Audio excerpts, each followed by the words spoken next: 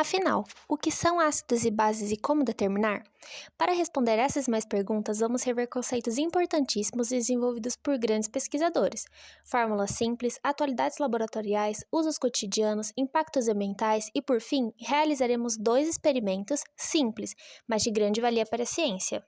Ácidos e bases não são conceitos recentes. Diversos pesquisadores e entusiastas tentaram explicar a diferença entre esses dois ao longo da história, porém, apenas 4 químicos tiveram suas explicações mais bem aceitas pela comunidade científica, sendo ele Arrhenius, Bronsted, Lowry e, por fim, Lewis, cada um deles com suas teorias individuais, mas que se complementavam. Em 1884, Arrhenius publicou sua tese Investigações sobre a condutividade galvânica de eletrólitos, um trabalho que, ao usar eletrólitos dissolvidos em solução aquosa, pôde tecer uma teoria sobre a presença de carga elétrica nos íons resultantes da dissociação.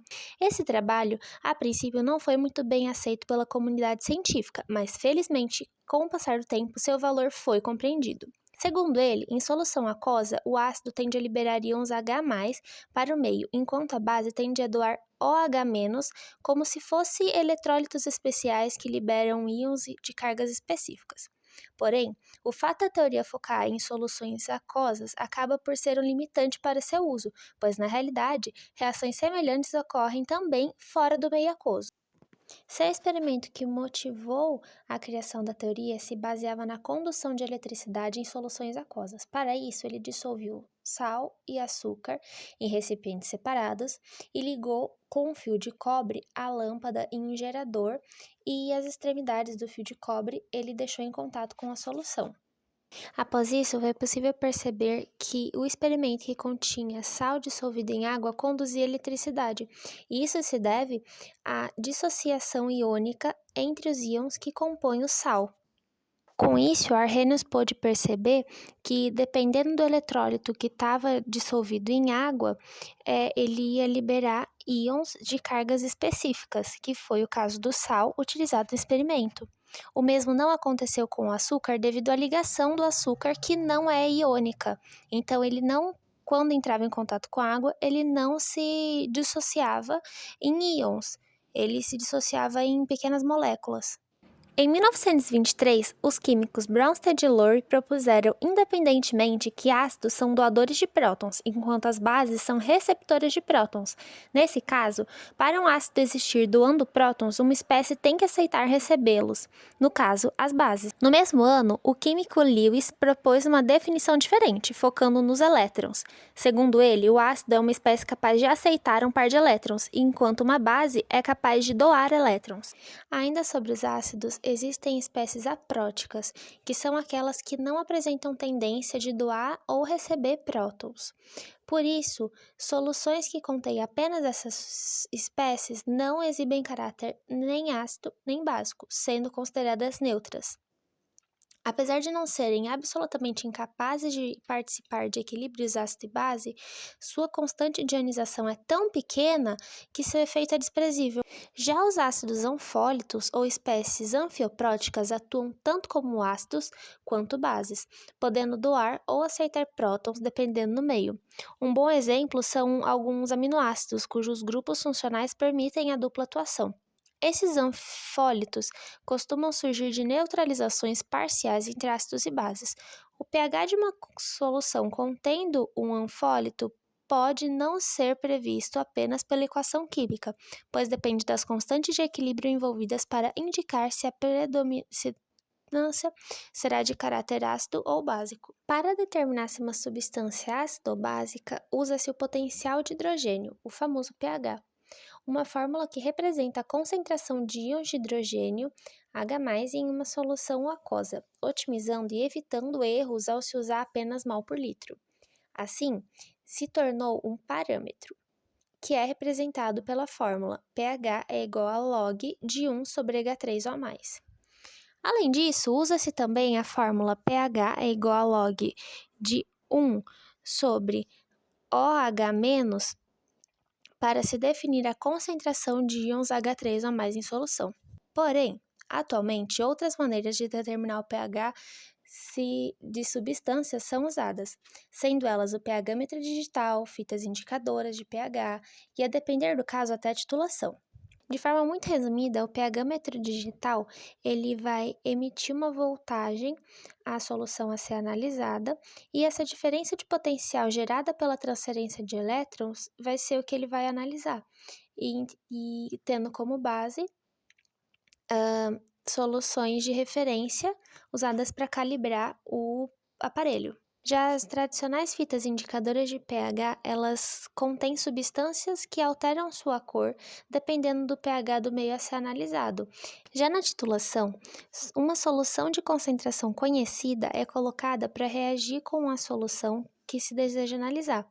Durante a reação, utiliza-se um indicador, que pode ser um corante químico ou até mesmo um medidor eletrônico, para identificar o ponto de neutralização.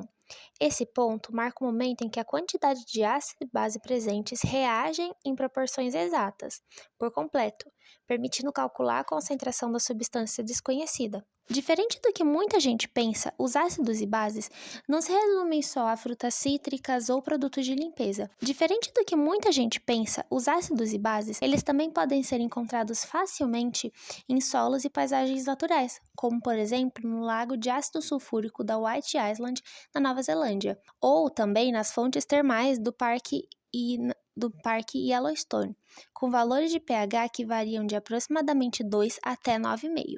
Esses fenômenos ocorrem devido a uma delicada relação entre a composição do solo em que essas fontes se localizam, entre os fluidos hidrotermais, gases magmáticos, rotas de saída de vapores e profundidades da câmara magmática. Resumindo, muita coisa. Porém, o uso dos ácidos e bases não se restringe unicamente a paisagens naturais, sendo também utilizados em larga escala pelas indústrias como compostos para a fabricação de fertilizantes, como é o caso do ácido sulfúrico, ou também para medicamentos, como o ácido acetil salicílico, a famosa aspirina, amplamente utilizado como analgésico. Também é usado para fazer produtos de limpeza, por exemplo, a sua vozinha que faz sabão caseiro com hidróxido de sódio, a soda cáustica, que é adicionado para potencializar a limpeza. As bases também são utilizadas em larga escala por indústrias, como por exemplo as siderúrgicas, ou indústria de produção de alumínio e celulose, ou também construções civis, como componente para processos de purificação ou resíduos resultantes